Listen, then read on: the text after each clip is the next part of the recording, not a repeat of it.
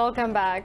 In Brazil, the number of deaths from COVID-19 has surpassed 35,000 as 1,005 more died in the past 24 hours. The U.S. has recorded 922 deaths overnight, increasing the tally to over 109,000. Worldwide, the death count has crossed 394,000 with more than 6.7 million infected. Further details in this report. As the coronavirus outbreak shows no signs of abating, U.S. President Donald Trump has called for a shift in strategy against the pandemic. Trump asked his administration to focus resources on protecting high-risk populations while calling for a total end to stay-at-home orders. Meanwhile, Brazil's President Jair Bolsonaro has threatened to pull his country out of the World Health Organization, accusing the body of being political. He has played down the concern, criticizing social distancing measures since the beginning of the pandemic. Health officials warn new deaths and cases in Brazil are still growing rapidly. In relation to the situation in the states, when you look, it's very evident that we are in an increase in cases week on week and also an increase in confirmed deaths week on week. The WHO has changed its position on face masks and is now encouraging people to wear them in crowded places. As UK's coronavirus death toll surpassed 40,000, Health Minister Matt Hancock urged people not to attend large anti-racism demonstrations. He also said people attending hospital, including staff, patients, and visitors, will have to wear a face mask from June 15th. As the NHS reopens right across the country, it's critically important to stop the spread amongst staff, patients and visitors too. So today we're setting out that all hospital visitors and outpatients will need to wear face coverings. Elsewhere, China has recorded 3 imported new cases of COVID-19, down from the 5 the day before. Pakistan has reported a record 97 deaths from COVID-19 in the last 24 hours. The health ministry said the death toll now stands at 1,935. The ministry reported over 4,700 cases in the past 24 hours, taking the total to nearly 94,000. It said over 32,500 patients of coronavirus have recovered so far. The ministry said more than 22,000 tests were conducted across the country yesterday. Officials at the province of Punjab has gained the lead in the number of infections with over 35,000 cases. Now, Pakistan has called on the international community to hold India accountable for its actions in occupied Kashmir as the lockdown and communications blackout enters its 11th month.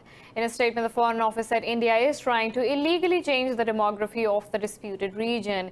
It said India's oppressive policies have failed to subjugate Kashmiris for the last 70 years. The Foreign Office said these inhumane restrictions have violated every single right of the Kashmiri people. Frustration, anger and fear have been growing in Kashmir since the 5th of August, when India stripped the region of its autonomy and imposed a curfew. The Taliban have rejected the recent UN report alleging the presence of thousands of foreign militants in Afghanistan. In a statement, the group said the UN's credibility becomes questionable as a baseless and fabricated report was issued in its name. The statement said the UN report carried numerous contradictory and false information. It said the information in the report came from countries and individuals whose interests lie in the continuation of the Afghan war. The Taliban urged any report coming from the UN must exclude contradictions and speculative judgments. It said the purpose of the Security Council is to establish security and not concoct justifications for the continuation of the war. In Afghanistan, 11 pro-government militiamen have been killed in a roadside bomb attack in northern Badakhshan province. Talking to media, the police said the incident happened in Khash district when a vehicle carrying the personnel hit a roadside mine. It said a local commander was among the fatalities. Badakhshan Provincial Council member Abdullah Naji blamed the Taliban for the incident, but the group has not commented on the development. No group has claimed the responsibility for this attack yet. Thousands of protesters have taken to streets across over 24 countries to demonstrate against the custodial killing of African-American George Floyd. In the U.S., protests continue for the 11th straight day as Minneapolis and California barred police from using neck restraints that killed Floyd. A U.S. District Court judge has also ordered Denver police to stop using tear gas, plastic bullets and flash grenades against protesters. Elsewhere, protesters stormed the U.S. Embassy in Mexico City as they protested the death of Giovanni Lopez, who died in police custody last month. Meanwhile, France has banned anti-racism demonstrations planned outside the U.S. Embassy and near the Eiffel Tower, fearing violence and pandemic concerns. Over in Australia, the first Black Lives Matter protests are underway despite being banned by a court, citing the risk of coronavirus transmissions. The U.S. has pushed back against criticism from China and Iran over the protests in the country. This comes after Beijing and Tehran urged Washington to tackle racism and protect minorities' rights. In a briefing, U.S. envoy to the UN, Kelly Craft, challenged China and Iran to compare records on how they treated such situations in their countries. Craft said there is no moral equivalence between a free society which works through problems and others which do not allow discussion over anything. The envoy also blamed Beijing of mistreating its Muslim Uyghur population. The Chinese mission rejected the accusation and asked the U.S. to solve its own problems first. China has criticized the Cold War mentality after lawmakers from other countries created a new body to counter what they call Beijing's growing threat. Foreign Ministry spokesperson Geng Shuang said the legislators should respect facts and basic norms of international relations. Lawmakers from European Union and 8 other countries formed the Interparliamentary Alliance on China. Yang said the legislators should stop political manipulation and interference into Beijing's internal affairs. The spokesperson said the legislators need to discard the ideological prejudice towards Beijing.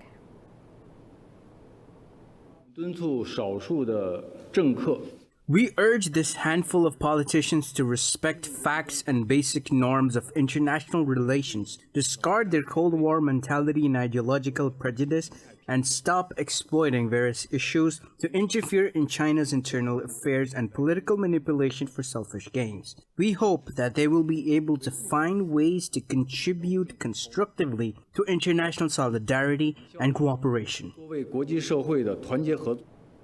The International Atomic Energy Agency says Iran has continued enriching uranium at increasing levels.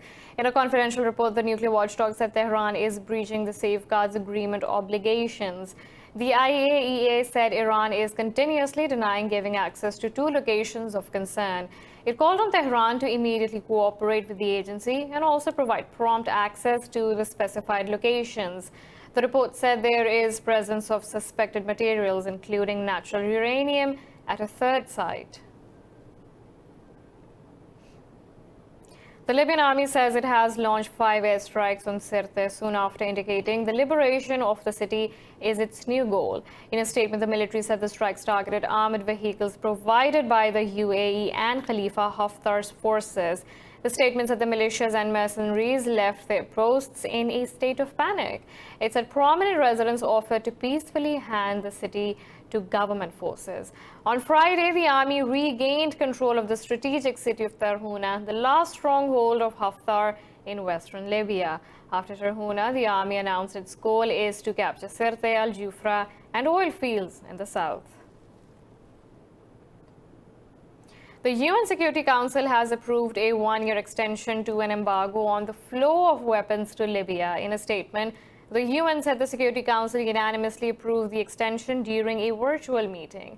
The statement said the member states get a series of approvals to inspect vessels on the high seas off the coast of Libya. It said the countries will also be able to inspect elements suspected of violating the arms embargo. Meanwhile, the UN Libya mission said the ceasefire talks for the war-torn country have begun. In a press conference, UN Information Services Director Alessandra Vellucci said the UN mission and Khalifa Haftar's delegation held initial talks on Wednesday. France says it has killed the leader of Al-Qaeda in North Africa, Abdel Malik Droukel, in an operation in Mali. In a series of tweets, Defense Minister Florence Parly said French forces have also killed other members of Droukel's inner circle in Mali's north on Wednesday. The minister said French forces also captured a senior ISIS commander in Mali in an operation during May. She said the daring operations had dealt severe blows to the terrorist groups.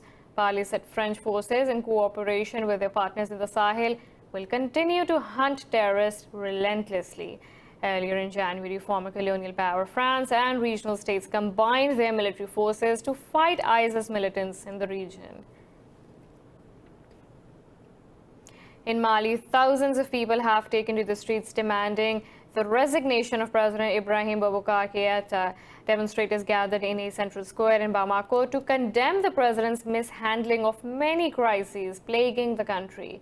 Heavy security was present outside the presidential palace as protesters began to surround it. Demonstrators demanded the release of Somalia Sisi, a former prime minister and opposition leader who was kidnapped by armed men on March 25th. Mali's newly formed opposition alliance organized the protests. It is true that the whole world is suffering, but the Malian is suffering more than anyone. I think that people coming out today, the youth, the women, young and old, shows that Mali is fed up. We want to change the system. We want this regime to leave. We want a new social contract to set up a Mali that stands up. We're now taking a short break, but stay tuned for more news.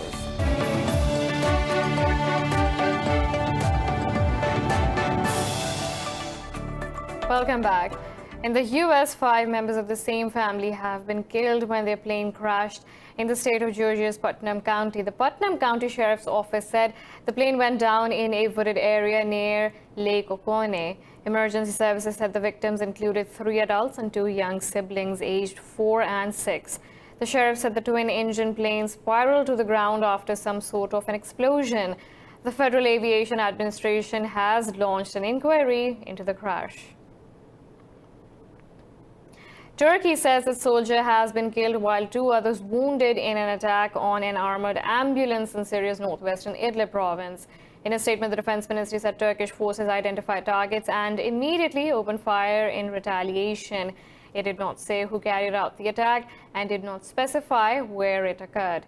In March, Turkey and Russia agreed on a deal to cease all military actions along the line of contact in the Idlib de-escalation area.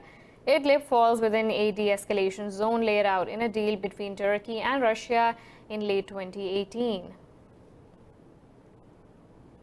Pyongyang has threatened to close an inter-Korean liaison office in the North Korean city of Kaesong. In a statement, a United Front department spokesperson said Pyongyang will withdraw from the liaison office in response to Seoul's provocations. The spokesperson criticized Seoul for failing to stop defectors from sending leaflets across the border who insult North's leadership. Earlier on Thursday, North Korea's supreme leader Kim Jong-un's sister Kim Yo-jong threatened to cancel a recent bilateral military agreement over the leaflets. In response to Kim's statement, Seoul hinted at making the activity illegal to avoid tensions with the North. Former U.S. Vice President Joe Biden has clinched the Democratic presidential nomination. Biden passed the 1,991 delegates threshold after presidential primaries in the District of Columbia and 7 states. In a statement, Biden said it was an honor to compete alongside one of the most talented groups of Democratic Party candidates. He promised to heal the soul of America and rebuild an inclusive economy. The former vice president has effectively been his party's leader since Vermont Senator Bernie Sanders ended his campaign in April. Biden will face President Donald Trump in the election scheduled for 3rd November. Russia has asked the UN to call on the US to return Moscow's diplomatic property in New York for humanitarian reasons amid the pandemic. In a UN meeting, envoy Gennady Kuzmin said Russia requested the return as soon as New York governor declared an emergency over COVID-19. Kuzmin said there was no response from the US so far. He said Russia has also written a letter to the UN Secretary General asking him to get involved in the situation and ensure that the property be returned. The envoy said such US actions violate the host country agreement. Earlier in 2017, the US authorities closed Russia's Consulate General in San Francisco, the trade mission in Washington, and its rented office in New York. Moscow said the seizure of Russian diplomatic property is an openly hostile step and called on the US to immediately return these facilities.